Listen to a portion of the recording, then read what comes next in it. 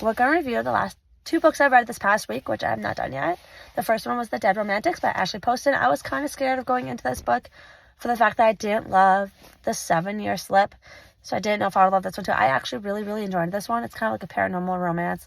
So Florence is a ghostwriter for a famous author, and she lives in New York City, but she ends up having to go back to her small hometown after being gone for like 10 years because her dad passed away. So she went home for the funeral and to help with the funeral and to be there with her family.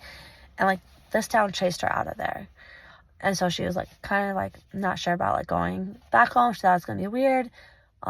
Thankfully it wasn't too weird for the most part. And then her and her dad actually can talk to ghosts and see ghosts, which is wild. But anyways, she goes back home. She sees a ghost who happens to be her editor for the book that she's writing that's due like the next day. And she's like, well, it's definitely not going to get done now. Like, it needs to be done, but it's not going to get done now. And then she wants to help him move on so that way he can just move on with his life instead of being stuck in a ghost form. So that was interesting. And like they hang out a lot, and her family is just kind of like whatever. They don't really care that she talks to ghosts. And then she ends up falling for a ghost. But there's a happy ending because I'm not going to ruin it for you. But there's a happy ending. I really enjoyed it. It was, I guess I didn't read the blurb going into it, so I didn't know what to expect. But that's fine. I've just seen it all over TikTok. That's why I decided to read it. And the next one is The Unfortunate Side Effects of Heartbreak and Magic by Brianne Randall, which I got this book a long time ago, and I've tried. This was my 3rd attempt at reading it because the first 2 I just like had to put it down. I think it was because I was more of a mood reader. So I got hooked faster this time on the 3rd try. And I gave it like 3 stars. I didn't absolutely love it. Like, it was a cute story, but like I didn't love it. I thought it was more of a romance story than what it was. And it was like Gilmore Girls meets Practical Magic was the whole thing about like getting people to like want to read it and to buy it. But I felt like the only Gilmore Girl vibes was literally there was like a fall festival and it was a small town. Other than that, like I didn't think of Gilmore Girls when I read this book.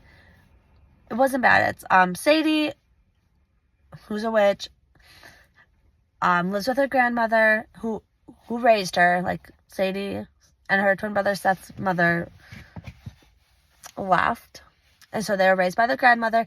And every witch in that family, or like every family member, has a curse. And so Sadie is so like, I think they find their curse out about like 13 years old or something like that. They're pretty young when they find out 15. So Sadie was like really like, oh, this is my curse, like living her life about how she doesn't want her curse to come true because of it. It was like 4 heartbreaks, and then she would lose her magic altogether. She didn't want to lose her magic because she thought her magic was what she was, but it's not. And then Seth didn't want to be magical. He didn't want to have the powers. So Seth ended up moving back because Gigi is sick, and they get through their things together. And then Sadie's ex-boyfriend from 10 years ago shows up to move back to Poppy Meadows. So that was kind of weird. It wasn't a bad storyline. I thought it was just more romance than what it was. There was like a hint of romance between Seth and Raquel and Sadie and Jake, but like nothing like that I would consider a romance novel. It wasn't bad. I give it 3 stars. But I don't know. Maybe read it again, maybe not read it again. It just felt like there's so much going on. I was confused sometimes. And it was fun because they had like little recipes for like products in there for like that Sadie would make, and that was referenced in each chapter. So that was fun.